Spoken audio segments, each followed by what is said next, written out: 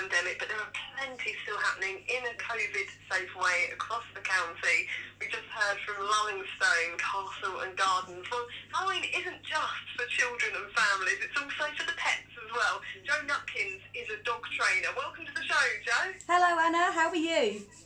Really well, thank you. Jo, before we get started, take us through your setup. I'm so intrigued by your menagerie of animals. Okay, so myself, I've got 2 Norwich Terriers, Merlin and Ripley, and then outside we have 14 chickens, we've got 6 ducks, 3 quail, and then I've got a month-old duckling that's home hatched who's currently in my office because she's a little bit too young to go out properly yet, so she goes out a couple of times each day to use the pond. And Jo, I mean, this is where you wish radio could be TV, because you sent me a video just before the show of all of your ducks and chickens out roaming around the garden, except there was all sorts of sort of obstacles and almost a bit of a playground for them to climb all over, and sort of little rivers almost. I want to say rivers, but sort of little mini areas of water where they could sort of duck and dive in. Have you kind of set up this big theme park for your animals? Absolutely. A poultry paradise, I called it. It is exactly a poultry paradise. The stream and the pond we've had there for a few years. So it just made sense that, you know, we needed to get ducks really to go in the pond.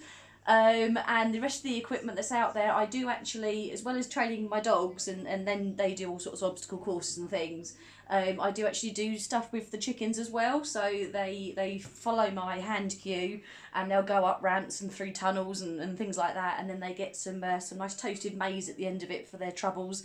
So yeah, they use all the equipment, and the chickens tend to just sit on the dog walks and things on their own. They can survey their area and make sure nothing's getting out of sight. You know, there's no food they've missed or anything.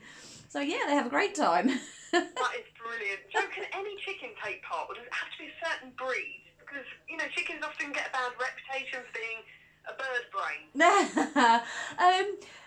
They're quite intelligent. They're surprisingly quite intelligent, to be honest with you. I mean, we've got a mixture of different breeds, and we've got Bantams out there, we've got Skylines, Sussex Light, and a couple of Bluebells, and they're all different.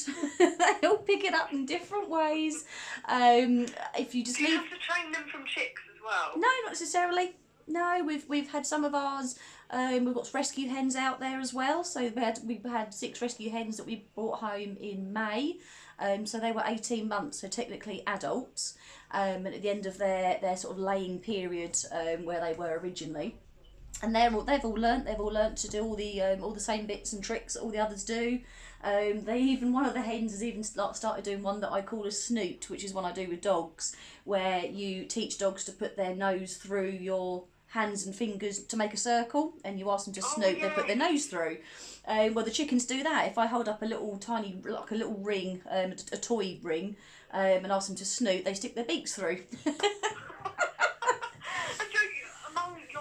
Menagerie of animals, both rescue and not rescue. You've also got a blind house hen that lives in your garden office as well. Yes, yeah, Hetty Spaghetti, and that's who Echo the duckling's been growing up with. So I'm pretty sure she now thinks she's a chicken and not a duck. But yes, they keep each other company. So Hetty clucks away merrily, and then Echo replies to her. Now she started quacking, so she helps have a conversation with her, and Hetty has a great old time, bless her. She might not be able to see, but she's great. She's learned on cue. If I have the food bowl in front of her, I tell her it's there, and she knows that means to start pecking for the food.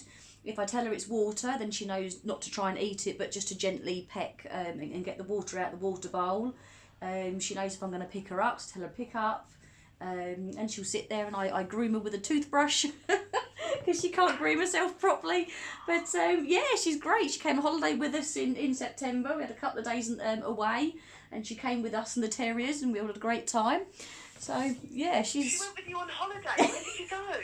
We went. It was only in the caravan. It wasn't like we weren't in a hotel or anything. But we went. Where did we go? Oh, Dunmow Way, Chelmsford Way. And Do you know what? I was going to ask how you give a blind hen a great quality of life, and it sounds like quite easily, and actually she's got a better life than most chickens I've heard of. She's got a better life than most people. You take her outside, and I carry her out, and I let her know she's out there so she can get the sun in her face and everything, because they need the vitamin D from the sun, otherwise they go a bit pale. And she goes out and she knows where all the obstacles are. She's worked out, she's mapped the area. She walks around everything, and she knows when she's at the water's edge, so she'll stand with Echo and drink a bit out of the water, and yeah, she's a great old time. Did it take a lot of time, Jo, to teach her how to feed and how to drink, being blind? No, I wouldn't say it took a huge amount in training terms. It was just doing it sort of little and often throughout the day. And it took maybe a couple of days to start picking up that when I said it's there, it meant now you can reach forward and the food's there. And then sometimes she would turn herself just before she started pecking, so I'd tap her on the side and say, no, it's here. And then she'd turn herself and work out where the food was. That's why she came away with us. Not because we feel we have to take chickens on holiday, but because she won't be able to find her food and her water on her own. But no, I think she picked it up quite quickly. In fairness, the bird brain side of things is if you watch any of them to their own devices out in the garden, you do sit there and think, oh my God, what are you doing? Oh my goodness. So when they're not actually doing training and not being guided, they're not the brightest, but when it comes to training they pick things up really quickly. They're quite foodie, so that helps. They are very foodie. You've just got to get them to channel it. You've just got to get them to focus and concentrate and channel their brains. I love it, Jo. Exactly. You lead such a fascinating life. As well as all these different animals, you've also got dogs. You're a dog trainer. Yes. And you're running a series of Halloween events. You've got to tell us, what are you running during the pandemic? Right, there's a couple. I'm so thrilled with these because it means so many people can be involved with their dogs. We've got the Tricks for Treats competition. We run this every year throughout October up until the 31st of October in the evening, and it's to try and encourage people to do more with their dogs regarding tricks training, because tricks training is so fun, it's so inclusive. You can start tricks with a tiny puppy right through to adult and right through to senior age, so every dog can take part in tricks because you pick a trick that suits your dog. Okay, you don't have to do anything that your dog won't be able to do or is uncomfortable doing. You pick tricks that suit them. So the idea with the Tricks for Treats is we want to see people's tricks. It's completely free to enter. We've got an event page set up on Facebook so people can start posting their photos or their videos of their dogs doing tricks, and ideally with a Halloween theme is what we're looking for, of some sort. It might just be something in the background, but Halloween of some sort. And then we've got Halloween themed rosettes and prizes and dog treats to give away for some of our favourites. Does it count if your dog is wearing a Halloween costume? It might do, as long as the dog looks comfortable wearing the costume. And if not, sorry, Jo, you cut out there. Oh, sorry. As long as the dog looks comfortable wearing the costume, I'm glad you said that, Jo. You just see it this time of year, don't you? Lots of photos going viral on social media, videos, and you do think, well, how happy is the animal in that situation? Yeah. Some are really happy, it, don't they? But some don't. Some love it, some don't, and you sort of see dogs that you are clearly stressed and they're wearing something, and you think, oh, I do really feel sorry for that dog. I don't want to obviously promote that side of things. My two terriers, they love a bandana, they love posing for photos and things, but they're really not dressing up dogs. Whereas their best. I'm slightly losing you, Jo. Can you move towards a window quickly? Or a window? Yeah. Signal, Jo. Hang on.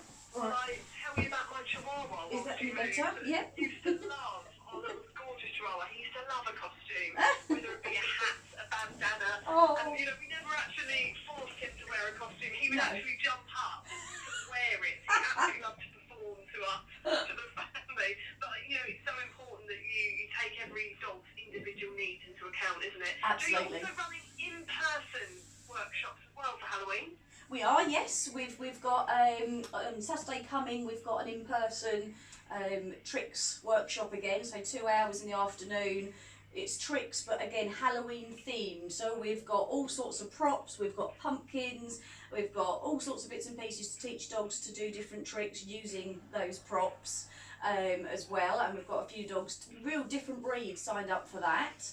And we have actually got another online little fun thing running, which starts on Wednesday. It's to coincide with half term as well. We're actually doing an online dog Halloween treasure hunt. How's that going to work? Right, I've done treasure hunts online before for our dog people. What will happen on Wednesday in the event page is I'll do a live video to get it started. But with the treasure hunt, it's going to be a case of, right, you have got to collect, and there'll be a list of different items people need to go out and try and find. And it'll be stuff they can get from around the house. It might be something they need to go outside and get, like, you know, a leaf or something. And then I need a picture of their dog, assuming they've got a dog. And then the items I've asked people to find. So we did one a couple of months ago, and I mean, one person managed to get all their items in about a minute. It was amazing. Wow. And so we've got the news. Quickly tell us Oh, sorry. people can get involved and how they can find you for Halloween. Sure.